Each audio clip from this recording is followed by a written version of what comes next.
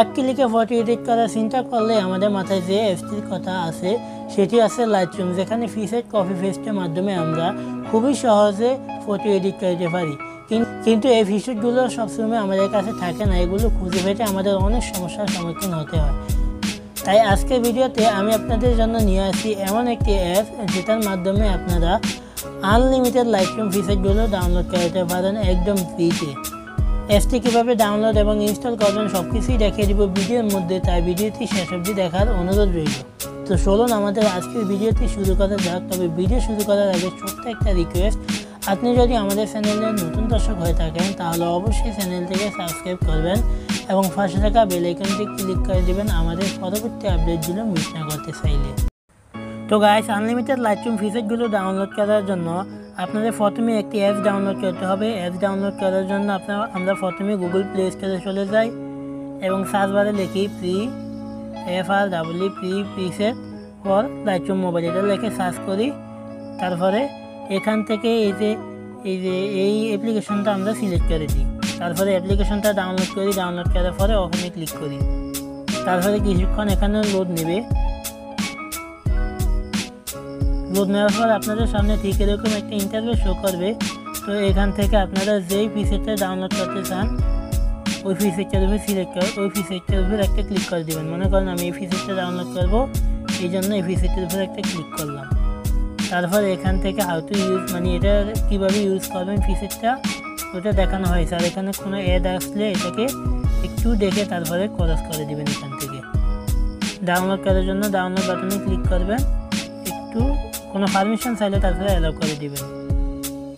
দেখেন আমাদের এখানে ডাউনলোড হওয়া আরম্ভ হয়ে গেছে। ডাউনলোড হয়ে গেলে আপনারা এখান থেকে ব্যাক চলে আসবেন এবং এখানে আপনারা অসংখ্য ডিএনজি দেখতে পাবেন। তো আপনারা এখান থেকে স্ক্রল করবেন, যে ডিএনজি থেকে ভালো লাগবে বা যে ডিএনজি ভালো লাগবে ওই ডিএনজি থেকে এভাবে ডাউনলোড করে নেবেন।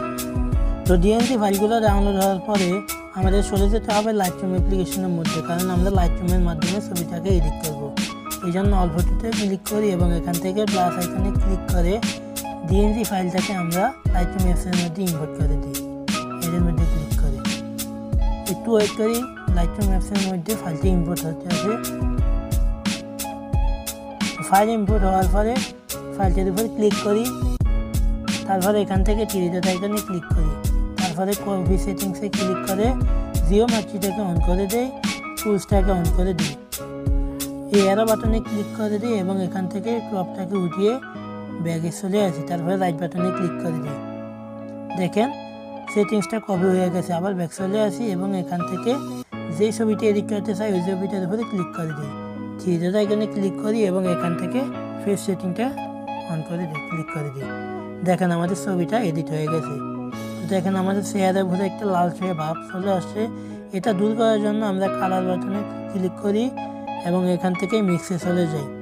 তারপরে 2 নম্বর বাটনতে ক্লিক করে এখান থেকে সিচুয়েশন যদি আমরা একটু মাইনাস করে দিই, মাইনাস করলে দেখেন আমাদের চেহারাটা কত সুন্দর হয়ে গেছে।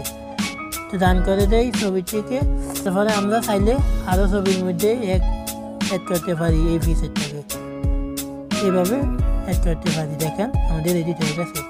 ফটোটাকে সেভ করার জন্য শেয়ার বাটনে ক্লিক করি এবং এখান থেকে সেভ টু ডিভাইসে ক্লিক করে দিলে আমাদের ছবিটা অটোমেটিক সেভ হওয়া শুরু করে দেবে।